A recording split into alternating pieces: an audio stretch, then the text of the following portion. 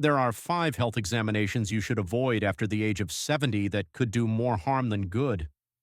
The majority of seniors will never hear from their doctors, which is a secret. Millions of seniors wait in line each year for health examinations in the hopes of remaining safe. However, what if I told you that some of those tests, the standard ones your doctor recommends, may actually make you more susceptible to cancer, stroke, or surgery? According to recent studies, up to 37% of senior medical tests result in problems, needless treatments, or long-lasting side effects. Surprisingly, 99% of adults over 70 are unaware that they are being over-tested. In fact, one of these examinations, the top one on our list, causes 5% of all cancer cases in the United States, which is the same amount of cases as daily alcohol consumption. Your clinic won't tell you this. It won't be displayed on a billboard. However, the science conceals the reality, which we are now revealing. The 5 health examinations you should avoid after the age of 70 are discussed in this video, along with the horrifying consequences they may have on your body. You won't believe how it came in at number 2, and it's all supported by actual science. Before we get started, please share your age, where you're watching from, and whether you've ever regretted a test or operation in the comments section below. Do you believe that seniors receive too many tests? We are reviewing each and every feedback and providing tailored guidance and recommendations. For more videos like this, remember to subscribe to our channel and like this one. Without further ado, let's discuss the initial test, why it could subtly degrade your quality of life despite appearing innocuous. The 5th, bone density scan. It sounds innocuous. After a brief scan that involves no discomfort or needles, you can determine whether your bones are susceptible to fractures. However, nobody tells you this. A bone density scan can frequently cause more anxiety than benefit after the age of 70. Your bone strength is measured by this scan, which is technically known as a DEXA scan. Osteoporosis detection is its main purpose. However, even in cases when there is no actual hazard, the data almost always show reduced density in older persons, particularly women. This is due to the fact that bone loss is a normal aspect of aging. Everyone gets it, just like wrinkles or gray hair. However, many elderly people are forced to take drugs like bisphosphonates, which are meant to strengthen bones but have dangerous side effects like esophageal irritation and jaw necrosis, a rare condition in which the jawbone begins to die. Here's the issue now. Medication for modest bone loss in adults over 70 has little to no effect on fracture rates, according to studies.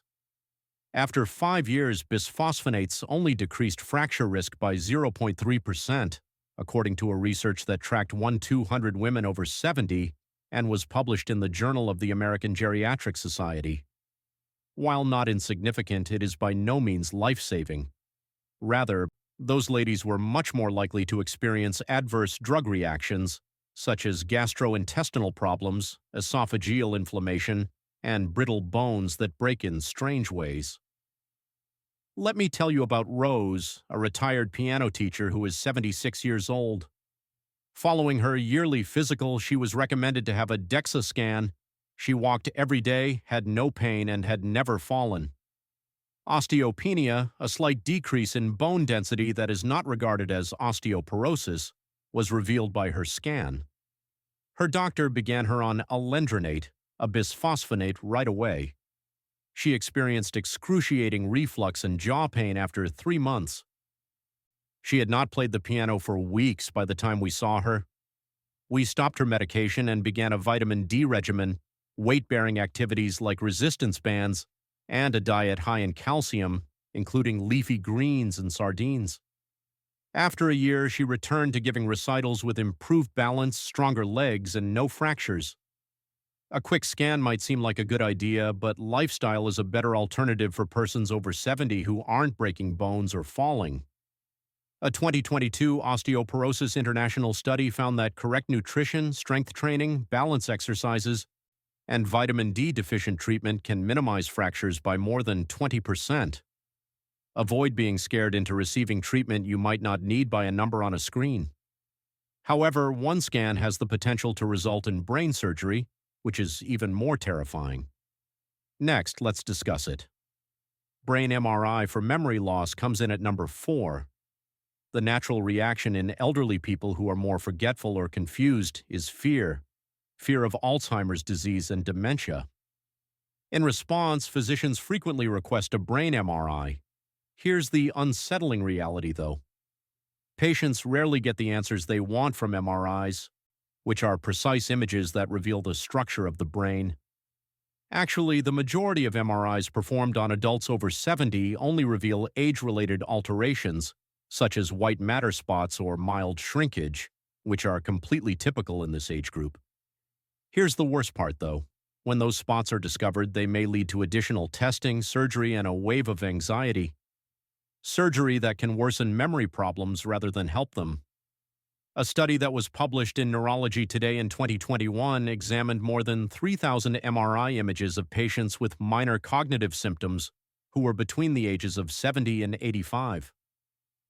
Only 3% of the findings were connected to a real curable illness, despite 86% exhibiting some kind of brain abnormalities. This indicates that 97% of participants experienced the psychological toll of learning that something was amiss when in fact it wasn't. Even worse, based on ambiguous scan results, almost 12% were referred for invasive treatments such as exploratory biopsies or spinal taps. Consider George, a retired engineer who was concerned about forgetfulness and was 74 years old. Despite his brilliant mind, he frequently misplaced his keys and occasionally forgot names. An MRI that revealed white matter alterations was ordered by his physician. Believing he had dementia, he panicked. He stopped attending church and driving. His worry grew during the ensuing months. However, he scored well inside the normal range on a routine cognitive test when we examined him. We clarified that the MRI results were consistent with the patient's age. We assisted him in concentrating on lifestyle modifications such as brain games, sleep, and water. After 3 months, he felt like himself again and his memory had stabilized. In actuality, an MRI is rarely beneficial for minor memory loss unless there are serious neurological symptoms such as seizures, abrupt personality changes, or rapid functional decline. A cognitive screening test, a straightforward paper-based assessment that gauges memory, focus, and problem-solving skills, is a better place to start. It is inexpensive, efficient, and prevents needless panic. Now get ready because the next test on our list is likely one you've taken more than once, and it's ranked number 3 for a reason. The third is the heart stress test.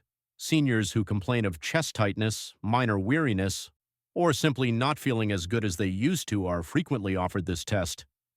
The purpose of the cardiac stress test is to identify clogged arteries by monitoring your heart while you walk on a treadmill or take medication that mimics activity.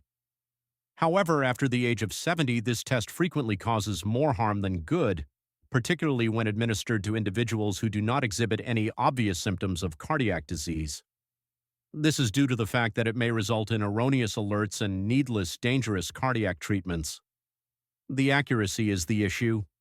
According to studies, the false positive rate for stress tests in persons over 70 can reach 40%, which means the test indicates a problem when none exists.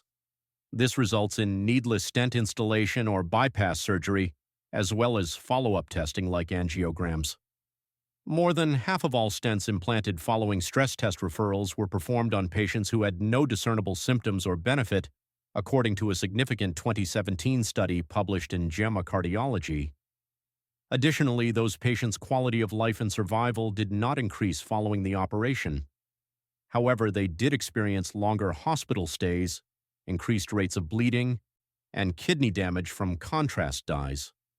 Raymond, a 75-year-old retired postman who kept active by going for daily walks, experienced this. He noted that he occasionally felt exhausted on hills during a checkup. To be sure, his doctor ordered a stress test. He was referred for a catheterization, a procedure that involves inserting a tube into the arteries to check for blockages, because the results were not entirely clear. A stent was inserted when a modest constriction was discovered. However, Raymond experienced kidney issues as a result of the contrast dye reaction that evening. He required follow-up care for weeks after spending 6 days in the hospital. Since it wasn't a cardiac issue in the first place, the lethargy persisted. He was just an elderly man in need of more rest in between meals and greater hydration. A stress test could be more detrimental than beneficial if you are over 70 and do not have the typical cardiac symptoms, such as chest pain when exerting yourself, shortness of breath when exerting yourself, or a noticeable decrease in energy when performing little exercise. A coronary calcium scan, a low-radiation imaging test that determines whether hazardous plaque is accumulating, or even a resting electrocardiogram which examines the heart's rhythm while you're motionless, are frequently better options. These are much less likely to force you to have a surgery you don't need, and they are safer and easier. The second is a colonoscopy. This one undoubtedly caught you off guard. However, unless there are certain symptoms, a colonoscopy, a treatment that examines your colon with a long camera, is rarely advised after the age of 75 and is not necessarily a smart decision after the age of 70. As one ages, the hazards increase. Strong laxatives used in the tough preparation can result in kidney problems, dizziness, and dehydration. In older persons, the anesthesia utilized during the treatment presents additional hazards to brain function. Most unexpectedly, the test itself may result in side effects like ripping, bleeding, or even irregular heartbeats when under sedation. JAMA Internal Medicine published a 2019 study that tracked more than 1.3 million Medicare beneficiaries who were 70 years of age or older. They discovered that only 2 lives were saved for every 1,000 colonoscopies performed on individuals older than 75, but more than 20 persons suffered from severe side effects. The risk-to-benefit ratio is 10 to 1. Furthermore, many polyps are tiny and grow slowly, even when they are discovered. In some cases, removing them from an elderly person can be more detrimental than leaving them alone. Dana, a 73-year-old grandmother, and her daughter operated a modest bakery.